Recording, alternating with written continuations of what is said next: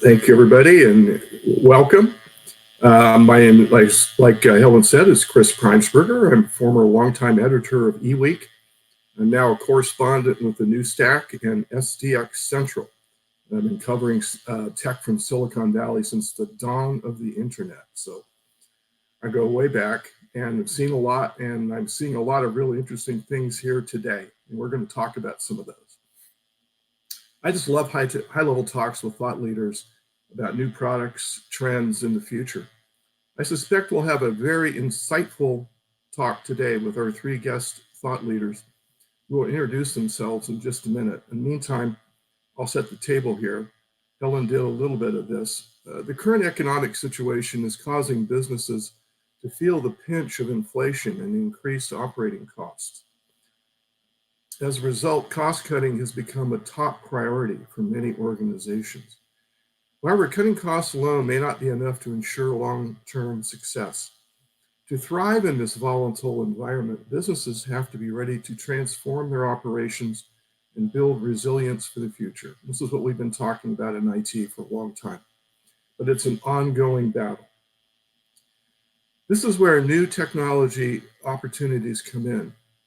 By using the power of AI and empowering non-technical employees to build custom applications and workflows, businesses can achieve operational excellence, reduce cost, and create agility. So that's what we're going to be talking about today. We're going to be talking about in this open roundtable for the next 60 minutes, 55 minutes or so, how we'll explore how AI and citizen development can help businesses address their pain points and transform their operations. And if you don't transform, you fall behind. You can't fall behind in markets like this, especially world markets, because the competition is too fierce. And if you don't make a move, somebody else will. So I'd like to introduce I'd like to have our three speakers introduce themselves briefly here before we get into questions. So why don't we just go ahead? Michael, why don't we start with you? Okay, thanks, Chris. So Michael Donahue, I am the Director of North American Operations for CMW Lab. I've been with the organization almost from the beginning since 2014, so over a decade in the space that we're going to be discussing today. Before that, I was involved in a few other startup software companies with video analytics and a few other things as well. So been in the industry for 15, 16 years now. And really looking forward to hearing what the other panelists have to say and to really get into seeing this topic. Sometimes I think we get trapped a little bit in our own little bubble and our own little world, and I'm definitely a culprit of that. So it's great to hear other opinions and different experts in the field. So I'll turn it over to Jim to introduce himself. Thank you, Michael. My name is Jim Frawley. I run an organization called Bellwether. We are based in New York. We are an executive development and change management strategy firm. Effectively, what we do is we help executives and individuals prepare for change when they don't know what change is coming. I wrote a book called Adapting in Motion, Finding Your Place in the New Economy, and I'm the host of the Bellwether Hub podcast. Prior to my business, which I launched about 8 years ago, I had about a 20-year career in the financial industry where I ran executive communications, public relations, investor relations, all throughout the financial crisis. So that really informed a lot of the change work that we do today. And now AI is just the name of the game, and that's much of the discussion we're having with corporations now. So I'll turn it over to Cyril. Thank you, Jim. I am Cyril Coste. I'm a digital transformation advisor. I created my own firm, Digital and Growth, and my role is to advise organizations who want to create, launch, or sustain their digital transformation. I've been doing this for about 10, 12 years now, but all my career has been in digital for 25 years. I've worked cross industries, very different roles. So I've done it, I've seen it, and deliver it. My passion has always been how you use innovation for the benefit of business. And what I mean by business is not just the financial returns, but also employees, partners, the suppliers. It's everybody involved in the supply chain. And as Jim mentioned, AI has been really a big game changers. For the past 2 years, I've been working with it in some pharma and retail project. even before the ChatGPT stuff. And now it's really booming, and it will have some complex consequences, as probably we are going to discuss later in the conversation. All right, guys, thank you very much. Jim, my hat's off to anybody who can write a book, so congratulations on that. Cyril, I love your accent. You've got a great, I wish I had that accent. Okay, that's great. Now, that being said, let's move on. Let's get to the questions here. This is such a great topic. It's such a high-level topic, and what's really good about you three guys here is that you really bring a wide perspective from your background and your experiences. And that is necessary on such a high-level topic as this. So I'm glad that we're all here together. Let's start off with a couple of definitions here. Let's try to, could you each kind of this is a minute or two to kind of describe the current economic situation right now, the macroeconomic situation, and how it's affecting businesses in general at a very high level. Could we do that? And we can just, Jim, let's start with you. Sure. Yeah, great. So much of the talk when I speak with executives on the macro situation and the macro change that's happening, I always relate it back to 2008. And I think what's different today, 2008, we had questions of solvency. We had questions of what's going to happen with the business and is it going to be sustainable? And we've talked a lot about that, but we haven't seen it yet. I think the different question now from a macro standpoint is a question of validity and relevancy. And I think a lot of companies externally, when they're thinking about the macro situation, is how do we remain relevant in an environment that's changing faster than we could keep up, where you're no longer able to dictate the strategy. You have to respond to the strategy and almost come up with better questions and decisions. How do you teach people to make better decisions in the moment rather than putting together these 5-year plans because they're outdated before they can even begin? And so I think that's the biggest challenge that most organizations are having from a macro standpoint. And then internally, what does that mean from a people standpoint?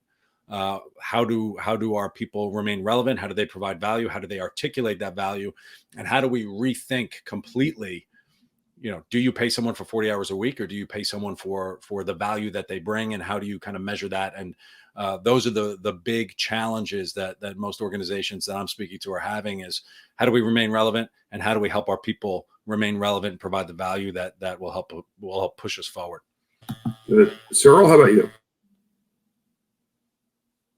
Yes. So just to answer your latest question, I'm a French guy and I've been living in the UK for about 20 years.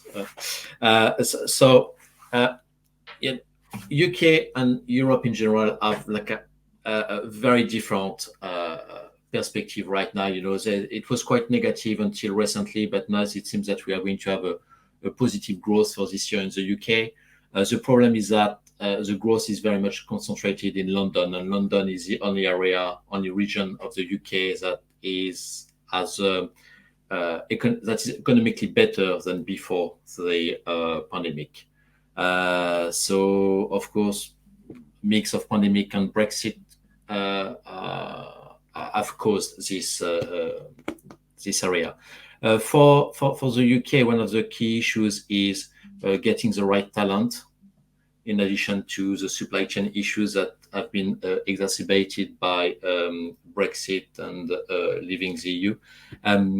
That's a big challenge for when you need skilled workers in AI, in machine learning, and you can't hire easily. That's a big challenge. For the rest of Europe, continental Europe, it seems to be better, but the main focus right now are inflation, supply chain issues, and energy crisis. So very different from the US. I think the US these are topics that have been left behind, that are last year's concerns. Right now, it's especially with what's happening in Ukraine, have some consequences on the countries and prioritization in terms of investment. Yeah, thanks for bringing that EU perspective, Cyril. That's great stuff. Michael, what's your perspective? Yeah, I would agree with Cyril that I think the U.S. is a little bit behind when it comes to what's been going on in the marketplace here with the inflation. And the word I would use is just cautious. You're just hearing a lot of cautiousness from the C-suite when it comes to expense control and bringing in different things. And, I hate to use the word data security, but, people are really trying to make sure that I think in the past I would see that the IT departments would say, okay, we have this issue, we bring in a product and we move on, and it'd be kind of from the top down. And now what I'm seeing, it's kind of coming from the bottom up, where people are looking for the different AI technologies and different ways to grab that data. But now with the inflation and the different things that are going on, specifically in the North American marketplace, it's really a slow process to bring that type of stuff on board now. Yeah, for sure. Let's, okay, great. Thank you guys for that high level. I appreciate that. Let's also at the same high level, let's talk about the challenges of cost cutting in enterprises. And while it might not be enough in this macroeconomic situation where inflation threatens all of us, it's not officially here, but it's creeping up and it's worrying people. So what are some of the challenges of cost cutting? Michael, you want to hit that one? Sure. I think inflation, there's a couple things to look at it. There's a couple opportunities for businesses with inflation as well, when it comes to revenue generating and maybe even raising some different prices and doing some different things of that nature. It's a little bit more acceptable in the marketplace when you're going through an inflation time and everybody's hearing about it 24/7. When you raise your rates there, it's a little bit easier to explain for your sales team and your team that's on the ground to do some of that thing. So there are some opportunities when it comes to that, but the cost cutting part of it is extremely difficult because, again, your employee base is not expecting any type of cost cutting whatsoever, and you have to hit that one pretty directly when it comes to that. And when it comes to software, especially, you want your softwares to do multiple different things. You don't want to just come in and say, gone are the days where one department within one company has an issue and they just go out and buy a piece of software to address that issue.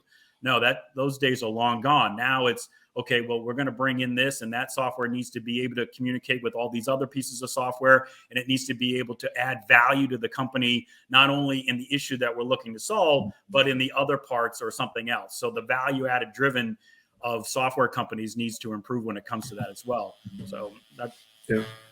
Jim or Cyril, either one of you want to jump in? Yeah, I'll go. It's the stakes are higher now. And when you look at business cycles and everything else, when inflation comes up, cost cutting is obviously the first thing you want to look at. And so the stakes are, I call it almost like a strategic stalemate. Not only do you have these difficult conversations to have in terms of what costs can we make, or what cuts can we make, but then also where does the investment actually go? And with things changing so quickly, before the decision's made, it's almost outdated before you can move towards the other thing. And I think this is more of a philosophical challenge too. It's not just cost cutting. There's a philosophical challenge that executives are having where, what is the product set that we're going to offer and what's going to remain relevant beyond? What's our philosophy on people? Can we use AI to backfill 50% of our workforce? And how does that become a fundamental aspect of what we're offering and how we're operating going forward? And we're modeling these out in terms of, if you only had 25% of your workforce, 50%, 75%, because people is generally your biggest expense, what really matters and what's really relevant? And what are you going to keep and push forward for your business that you're actually going to keep? And so it's not just a cost cutting on a balance sheet. Where can we cut these things out? It's much bigger. And I think that's what executives are really struggling with, is what are the questions we need to be asking right now? Because we don't know what direction to turn in. We could cut numbers, but there's a bigger question that we have to answer as well. Jim, could you just drill down a little bit on what you mean by backfilling your workforce with AI?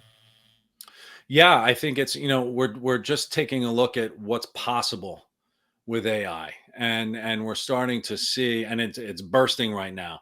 But I have talked with executives in terms of, you're going to have your chief executive, your chief operating, your chief everything. There's going to be a chief AI, where there's going to be some kind of, fundamental business process. How do we automate the business in a certain type of way? What I did when I was in finance, we had two processes going. We had the run the business and change the business. And I think a lot of businesses are going to look at it that way. Running the business is just going to be automated. Changing the business, the creativity, the human aspect of what's possible, and how do we bring in new types of technology, and how do we challenge the technology, that's going to be a really relevant aspect for businesses. And that's where the investment's going to go. But then you're just going to automate the run the business so that the back channels are just going to be ready to go. Yeah, at the end of our discussion, we're going to talk about the future, and you've already touched on it, Jim. Thanks for giving us a preview. Cyril, do you have a take on this? Yes. Cost cutting, I see three issues. First one with cost cutting is, why don't you manage your cost better all the time? Why do you wait external factors to dictate you what to do? And this is exactly what happened with the tech sectors. Facebook started, and then Google, and then Microsoft, etc. So why don't you manage your workforce better all the time? Why do you let external factors dictate that to you? And if you can't do it on a continuous basis, it means that, and Jim mentioned that earlier, you are not an agile company. That you say you haven't encapsulated agility in your business process, in your decision process, and you are not able to prioritize on the go what the focus of your company is. And that's a big problem. About inflation, I'm not a pro-inflation person, but it's not necessarily a bad thing. Inflation, based on the investment that you have, it can also allow you to adjust your price versus, depending on the market the market you want to enter. It can be an opportunity indeed to revisit your investment. If you have an inflation at 10%, it means that in 2 years' time, what you're going to buy 100 today will worth less in future dollars or future yens or whatever. And it's not necessarily a bad thing if you need to make some investment. I mean, it's not necessarily a bad thing. This was my point. After, you need to ask a CFO to explain why. That's the glass half full approach. I like that. That's great. Yeah. Okay, let's go a little deeper now. Let's describe or define what citizen development is, and then AI. I don't think we need to really go too deeply into AI. I think we've all been familiar with it for a while, and we're reading about it every day. In fact, I know I'm writing about it every day. There's new use cases all the time. There's new trends, it seems like, all the time. And more and more sectors of the world are being touched by AI. And so we can probably let that go. But let's define citizen development. The way I've written about it in the past in my publications is that it's really democratizing coding and application and feature creation by giving it to less technical folks to use at their desks, in their workplaces, to help them get their jobs done better. That's a very generalized approach. But does each one of you want to add a sentence to that? How about Jim? Why don't you go? Okay, happy to. I think that's a good definition. I think a lot of when I think about citizen development, I think of it as a people strategy development challenge, because going back to what I said, if you keep it 25% of the workforce, the 25% that's staying has to have some kind of capability with that. So they have to be familiar with it. But also in terms of the language, things like coding, it instills fear in a number of individuals too, because people don't understand it. And what most people don't realize is many people have some of this capability already. And so how do you jump into that, and how do you embrace that? And how do you, rather than just say, here's a stack of papers, make a widget, how do you change the way that people think in the way that they work? We're changing the way that people think in the workplace, the way that they approach their work, the way that, AI can do the mundane things. We now have to figure out different ways to ask AI to do things and give the proper context. And so that's part of a developmental aspect that should be top of any learning and development program in any organization, where every single person should have this capability and they have to embrace it in order for them as individuals to remain relevant. Outside of just the business remaining relevant, the people have to remain relevant in that type of way as well. That's excellent. I hadn't thought of it that way. Michael, what's your take? Yeah, I totally agree with that. I think it's a scary proposition for a lot of people, and it really doesn't need to be. I mean, same transition that, a lot of the older generation had to go through with the Microsoft products that were developed and coming through with Excel, and then having to build those formulas and doing all those types of things. Now it's second nature in every company, and that's a basic skill. And I think you'll see the same thing 5 years from now with citizen development. It's not about having to go and do learning, coding and C++ and doing all those types of things. It's about saying, okay, there's a tool to do your job, basically an app to do your job better. And we're going to turn that app over to you to make basic changes and tweaks to help you find shortcuts in what you're going to do. Because like Jim was saying, if we're going to reduce workforce, the current employees just can't pick up all the different things that have to happen from the other employees that are no longer there. So you have to find those types of, I'll call them shortcuts in order to have that same production or increase production. And this is just one tool that's going to be in the toolbox in order to do that. And I think that, it's just some basic training and some basic philosophy discussions on that will help people put, at ease. But then as you have the younger generation moving into the workforce, they're almost demanding this type of tool as well. So it's finding that balance within your organization to say, okay, we can roll this out. And for the individuals that we need to train and to pick on this and may be afraid of it, here's what we're trying to accomplish with this. And I think that that's just going to be, like I said, with the Microsoft product, second nature 5 years from now. Those are two of the best deep definitions of that I have heard. And as a journalist, I really appreciate good sourcing, and you guys are great sources here. Cyril, no pressure on you, but is there anything you can add to this? I will try. Firstly, I completely agree with what Jim and Michael said. It was very well explained. Just on one of the key advantage of citizen development is you empower your employee to basically put their money where their mouth is. I think it's the expression or something like this. And that's to say, you always have the employees complaining, oh, the IT system can't do this, we can't do that, the process is broken here. And it's a way to say, you know what, you have a part basically of the budget, you have the part of the time, you're responsible for your quality control, you own it. And basically it forces some employees or some teams to take ownership of their own work in a much deeper way. That's basically they see the challenges and difficulties that the digital team, IT team, security team can face all the time. So it's also a great, for me, education tool. And also on the maintenance aspect, because it's great to build something, but the most challenging part of anything is to maintain it. And, especially from a data perspective, security, etc. So that's what I wanted to add. I think it's a great way to empower employees and to, as you mentioned, Michael, to kind of democratize also in the organization access to AI and other tools in the same way as macro Excel 20 years ago. Yeah, Excel macros 20 years ago. Thanks, gentlemen. Those were excellent, excellent data points that you brought.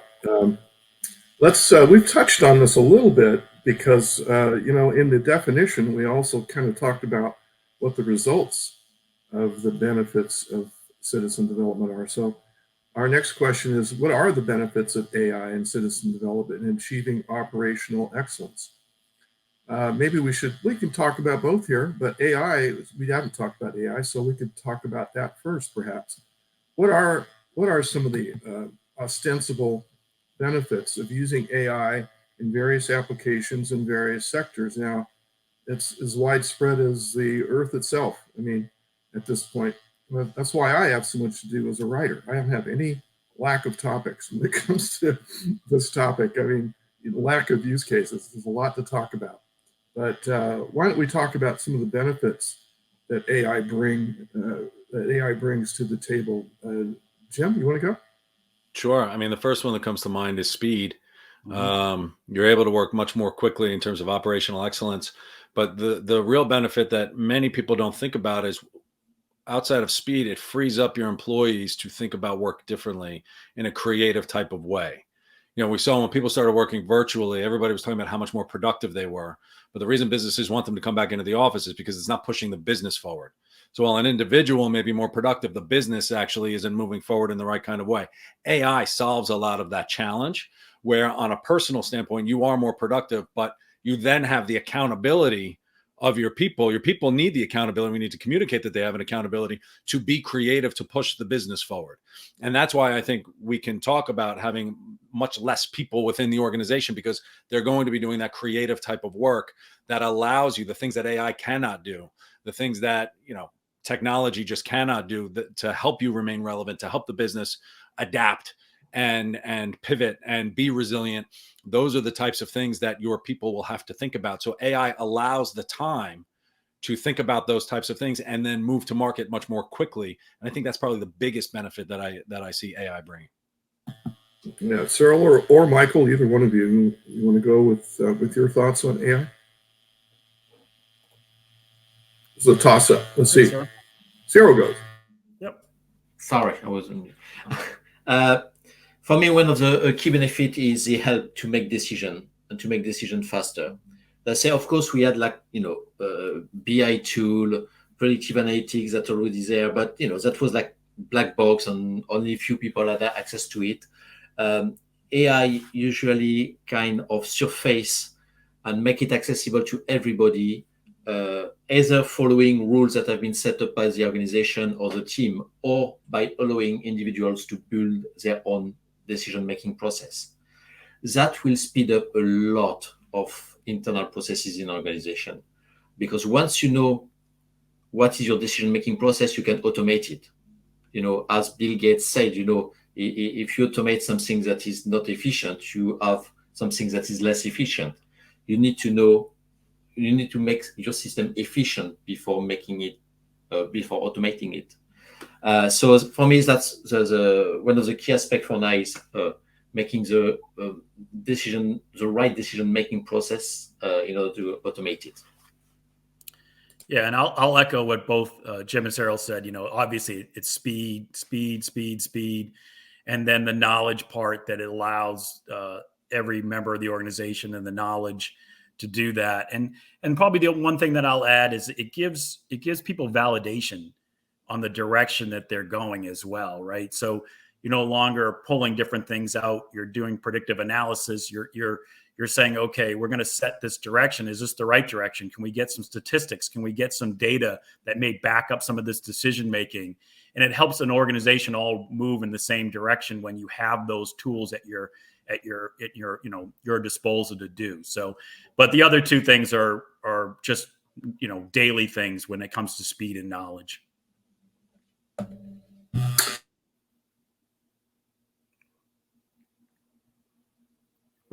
You're muted, Chris. Yeah. Hello. Thank you. It had to happen at some point. Thanks for that, you guys. That was excellent. Should we expand a little bit more maybe and go into a little bit more detail about citizen development and how that can help companies as they're, maybe think of some use cases that would be good examples for people listening in. And by the way, right after, I just want to let everybody know in the audience that we will be taking questions at the end. If you have a question for any of our three thought leaders here today, I think you add them in the chat, I believe, and we'll try to get to them as we can in the last 10 minutes of our presentation today. Okay, let's get back to this CD. Let's see, how about, I don't know, ABCD. Let's go alphabetically. Cyril, you want to go first on CD? On CD, sorry. Where am I? Citizen development. Citizen development. Yeah, citizen development. What are some specific ways that citizen development can help a company cut some cost? Once you make the decision process much faster, because whoever has identified the issue to fix is going to fix it. So the allocation of resources is much faster, and the team is the right level in terms of decision making process to decide what to prioritize. So you save on management fees, overhead, etc. Citizen development. You also, in terms of quality control, let's say by not by keeping the team in control of your development and scope, they also are the best people to ensure the quality of the outcome of the solution. And also, they will provide the best maintenance and customer service in terms of support of the solution. So these are, in my view, the kind of key areas. But it's really about empowering people, empowering your employee in terms of designing the solution. So when you work on large transformation projects, you always sense some frustration sometimes from the client staff, because they are only working on the small part of it. They won't be able to really shape the solution or have much influence about the planning, etc. And citizen development kind of hello to fix this frustration, basically to avoid it by giving people the choice. If you want to do it, you not only you do it, but you also own it, which leads to another question, which is about the maintenance of the solutions, about some training, education, and on the long term, basically the stability of the solution, for not only for the team but also for whoever is going to interact with it, so suppliers, clients, etc. Sorry, Michael. if I have been a bit longer. No, you're fine. Well, Michael, what's your take? I think it ties into everything we've already discussed. Do your job faster with less human resources available to do your job. Okay. Well, then you really need to start to turn towards automation and being able to automate, processes or workflows or whatever it may be. And then you start to say, okay, each person's job within an organization is so unique nowadays. It's like, you just can't, you have to be, IT can't keep up with all the demands that happen with the different processes and the different changes that happen at the speed of business now. They just can't do it. So you have to empower your workforce to say, okay, you're going to have to learn how to say, okay, this app is going to help you to do your job better and to be more efficient.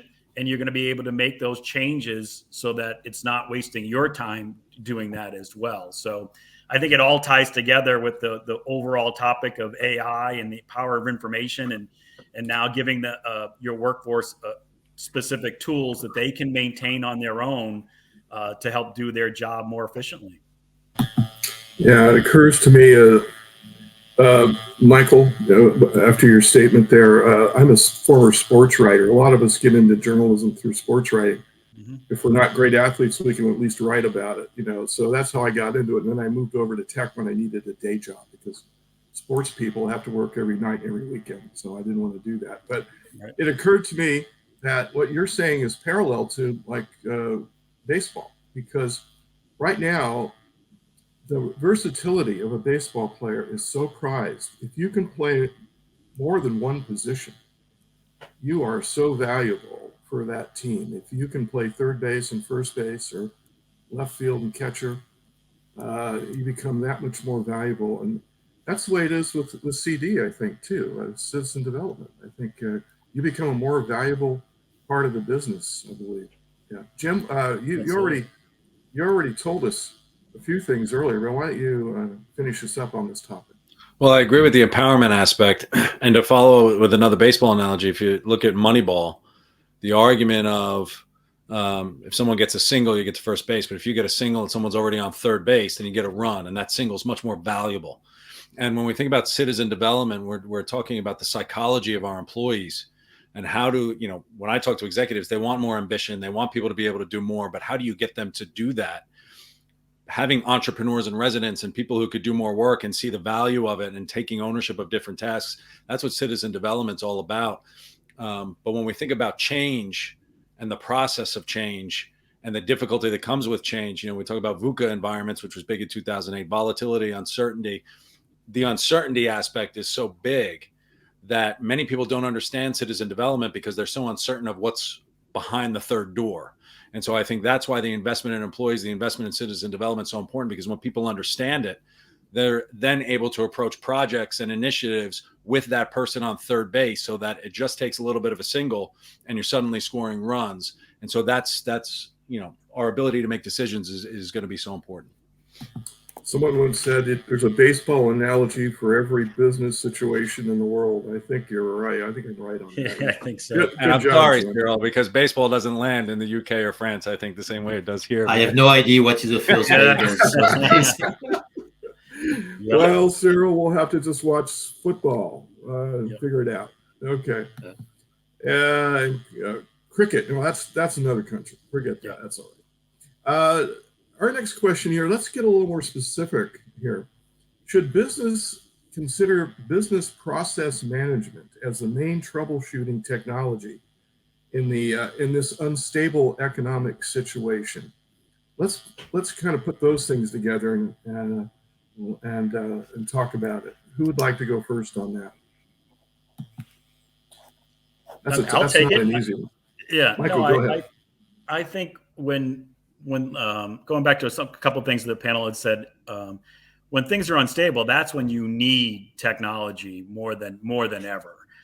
We can talk about business process management or any other type of technology. I think, like I said, people are very cautious, but the real businesses that are going to survive and thrive in this environment are the ones that are going to take the risk, make these transitions seamless for their organization, and they're going to start leading the pack in whatever industry they're in. That's just the way it works when you're in these tough times. So I think it absolutely is the right time to start to be looking at every one of your business processes across all different departments to say, okay, how can we enhance all these types of different things? So, I think when times are great and good, it's hard to do these types of things because you don't want to rock the boat. And I think that, when you're an executive, this is the perfect opportunity to say, okay, let's reinvent how we did this, or let's reinvent how we did that. And this is the time where our current customers are going to accept it, and we'll be able to attract new clients as well. Okay. Cyril or Jim? Yes, so right now I'm reading a book that has been released recently, which is 10x is easier than 2x. I recommend it. And the idea behind the book is, the bigger your goal, the more clarity you will have about how to achieve it. And a typical example is, if I ask you to increase your margin by 10% next year, you're probably going to have many ideas about how to do it. If I ask you to double your margin, you will reduce the number of options, and by doing so, you basically focus on fewer realistic ideas. And why I'm mentioning this is because BPM for me, but this is purely based on my experience, it's something that is there to optimize something, an objective, a vision, or something that exists already, but in itself it doesn't give you the direction. So sometimes I have the impression that when we talk about BPM, it's like a kind of silver bullet, but we are missing the kind of target. So that's why when I speak with executive about BPM, I say, are you sure about the target? Is that the real one? Because once you launch your BPM, toward this target is going to be more difficult, to deviate from it. That's it. I hope the analogy was speaking for itself. I'll add something quickly just off of that too. I think we're talking about global markets too. And I think when you're more organizations, as they grow and they expand, the world's becoming smaller and smaller and smaller. You have to be able to put processes in place that will go across different cultures, different countries, different ways of looking at different things. You have to have that flexibility to say, okay, here's our process, and then you can build different processes off of that are going to work within your country or within your culture. And it's just imperative if companies want to expand and grow. And you talk to any company, even the U.S., everybody wants to be a global leader now, not just a U.S. leader or a U.K. leader. And I think it's just so important to get that structure in place. And I think also the most important word in business process management is the management aspect of it. Yeah. Because it's almost like when you're thinking about your business revenue coming in, if you're not looking out the back door where the expenses are going, it's almost irrelevant. And so you're gonna have to manage the business processes over time. You're gonna have to question the assumptions that you've made. You're gonna have to challenge, the business processes that worked 2 to 3 years ago may not be relevant in 2 years or even today. And so based on cultural impact, like Michael was just talking about, and all the stuff that Cyril was talking about, it takes an ongoing view. It's not going to be a silver bullet, but it is going to be important almost in that run the business, change the business type of thinking where you've got these two aspects that you're going to have to balance across the board. Yeah, and if I can add something, in addition to the cultural aspect in different countries, you have also the regulatory aspect, especially regarding data protection, sustainability target, decarbonizations, that are going to become more and more embedded into business processes. And by embedding that into citizen development ownership and BPM, you really support these regulatory and sustainability objectives and goals. All right, thanks guys for that. Has the decision-making process to forecast or begin the AI journey changed within companies in recent months or weeks? It seems like AI has exploded since last fall among consumers and business people alike. What change are you guys seeing out there? I'll just make it a toss-up. Whoever wants to jump in.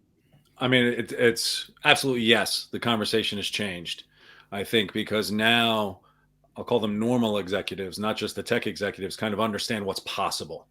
And so now they're encouraged, to have these types of discussions saying, you know what, this is a little more real. It was always a little bit more in the future. Now it's actually not only can we adopt something and use something, but we can actually influence it and build something on top of other processes and on top of other systems.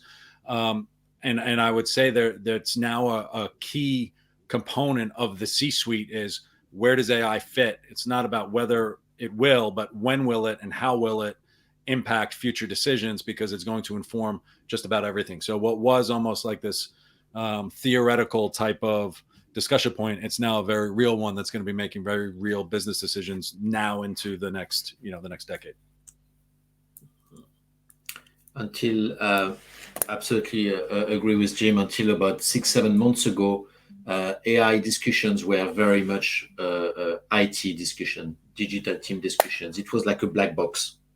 And since basically ChatGPT, Midjourney, DALL-E, etc., all these tools that have since they become mainstream, it's like it has been an eye opener for the rest of the businesses. And okay, I don't want to oversimplify it, but basically, yes, the art of possible.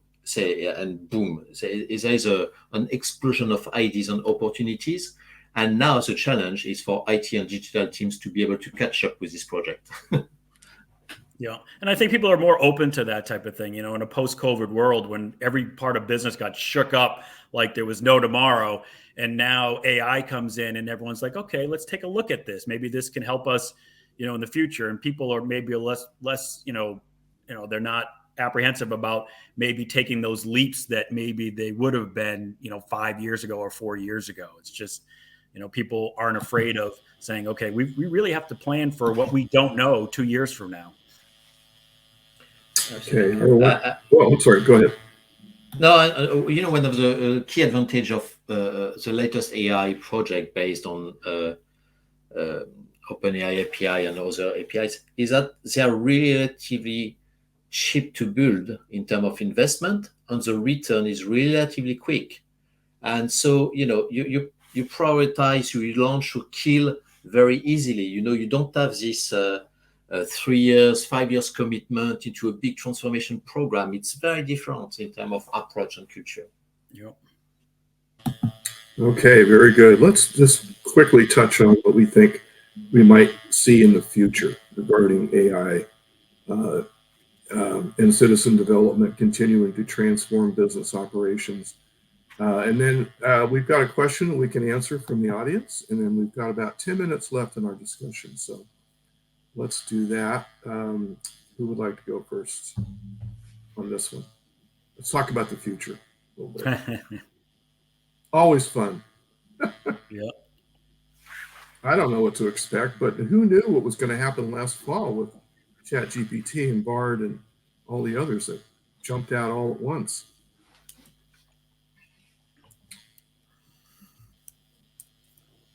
Okay, Michael, I feel you coming on with it. Come on. The future of AI. Yeah, I wish I had the answer to that. That would make it easy. I think it's how fast it's been accepted so far across the globe shows that it's going to be here. It's going to be something that every organization is going to have part of it. It's no different than what organizations have been doing since business has been found. Let's have a forecast meeting. Let's have this meeting. Let's have all our experienced people try to predict where the marketplace is going to go. And companies have spent millions and millions of dollars on forecasting and doing different things. And now to be able to have that, at your fingertips and be able to make decisions based off of that. And like Sarah just gave a perfect example of inventory control and the cost cutting and all those different things that you're looking. See, AI crosses every part of the business, from human resource planning to inventory planning to whatever part of your business. If you can say, okay, where are we going to be in 3 months? What are our trends? What's going to happen? And now we can plan for that. And for it to be accurate and to be, it's just a powerful tool. So I don't want to say a cliche that it's here to stay, because I think it's going to be really developed in so many different angles. But I think it's going to be, it's not just going to be a C-suite thing. It's going to be across multiple departments and all the way down. Yeah, it's not that it predicts the future, but it points the way toward the future. I think that's what we're looking at. Yep. Jim or Sarah? I agree. It's here to stay is probably not the right thing to say, because it's going to evolve in so many different ways, right? So I agree with Michael. It's just this is just the beginning, but you have to have it. It's table stakes at this point. So I think if we think about how it's going to transform business operations, the sooner you get it, the better off you're going to be, and the sooner you adopt it, and the sooner you challenge it. And the challenging will build itself on itself and continue to grow. So I think that's just, what's possible is we're at the precipice of major change in terms of what's possible to be created. And that's incredibly exciting, but incredibly unnerving at the same time. So it's one of those things where you just kind of buckle up for the ride and enjoy it. Yeah, totally agree with what you've just said. And what is unique also with AI is basically it put small, medium, and large organizations on the same level. Basically, the cost to entry is the same, except the resources, internal resources, but access to these AI solutions are the same. And that's kind of unique in terms of history. And it's a great opportunity for all companies of all sizes, because we always say riches is in the niches, and with AI basically you are going to target even better, to filter better your audience, who are your key customers, and address sub audiences, sub niches that right now would be too expensive for you in terms of marketing or in terms of operations. And AI applied across the organizations, as Michael explained, from with strong leadership, sponsorship, and with the right level of training, will basically allow everybody in the organization to address each customers and each needs at a much granular level, focusing on what is really important. What we can't see right now in an Excel spreadsheet, AI solutions will highlight what is important. Excellent. I really appreciate that from you guys. Thank you. Boy, I'll tell you something. At the end of this, I want the transcript of this conversation, because there's some excellent data points and opinions and perspectives brought here that I can refer to in my coverage of tech. So I want to thank you guys all for that. We have a couple of questions from the audience here, LinkedIn audience. We've got about 6 minutes left. Let's touch on those. And I'll just make them toss-ups. Whoever would like to answer it, and don't feel like you have to answer them, but I'll put it out there. do you believe that AI is more of a threat than an opportunity, especially regarding the latest large layoffs in tech? Um, I can I can start that one. I'm sure others will jump in. I just think with everything else, like the way companies use it is what would make it a threat. I mean, I think that it's just a tool in the toolbox, right? You have to still involve the human in the loop, the experience of your workforce, but it just allows. I think it's more of an opportunity for that. But I think you will hear stories of maybe organizations that take that other human piece out of it and just rely strictly on the data, and maybe things won't go so well for them. I think it's just like everything else. You have to find that balance when you're running a company or a business in your industry to say, okay, this is what we're going to use, this is what we're not going to use, but we're still going to use the experience of our employees, and we're gonna look at every piece of data. So I think it's absolutely more of an opportunity. Yeah, I think I would say it depends on where you sit, right? Aeneas Nen once said, we don't see things as they are, we see things as we are, right? And so your perspective is going to change based on where you sit. I think there's a lot of opportunity for businesses. So I would say opportunity more than the threat from a business seat, absolutely. But from individuals who are unsure about it, I think this is almost a wake-up call that you have the accountability to make yourself relevant and to turn it into an opportunity. And you have that chance, right? And by becoming more familiar with it and using it more and more, I do think there obviously are going to be people negatively impacted. We've seen massive layoffs already. We're going to see a lot more. But I also think new businesses are going to be started and there's going to be new opportunities. And so it's going to be very uncomfortable for a lot of people. But I do think with the right, this sounds so cliche, but with the right mindset, I mean, there's going to be work involved to make this an opportunity. But I do think people have that opportunity to do that. Mm-hmm. Totally agree. And recently, Goldman Sachs released a report in which they mentioned that they expect 300 million jobs, mainly in the knowledge economy, to be replaced by AI in one way or another. And yesterday I was in a different talk with some manufacturers, and more than 50% of them are planning to reskill their workforce because of the changes that AI is bringing. So, as you said, Jim, and it's very easy for us probably to say, yes, there will be some new jobs that are going to be open, but so we know that basically it's not one job that's going to disappear here that's going to be replaced, that's going to be open for the person who has lost their job.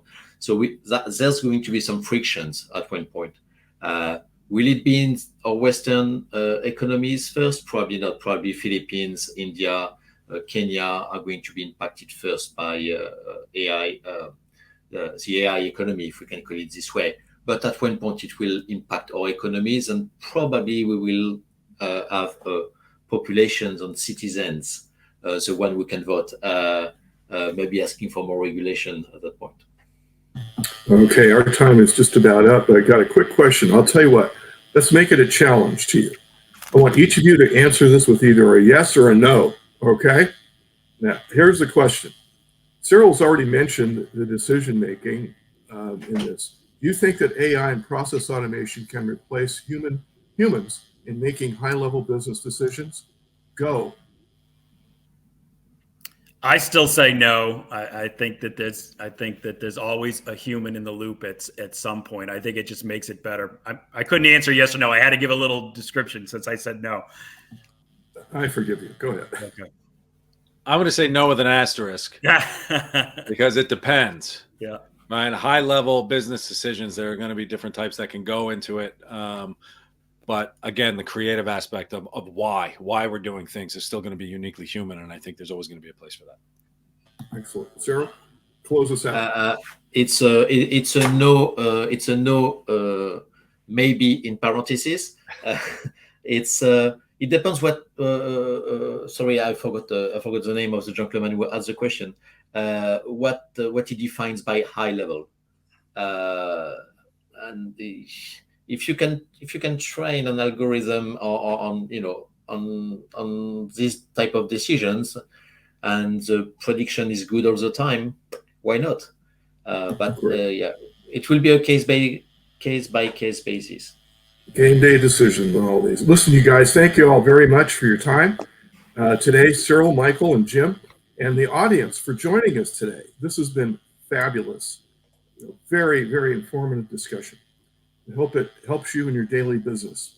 Thank you for joining us. Thanks, CMW Labs, for hosting this. Have a great rest of your day.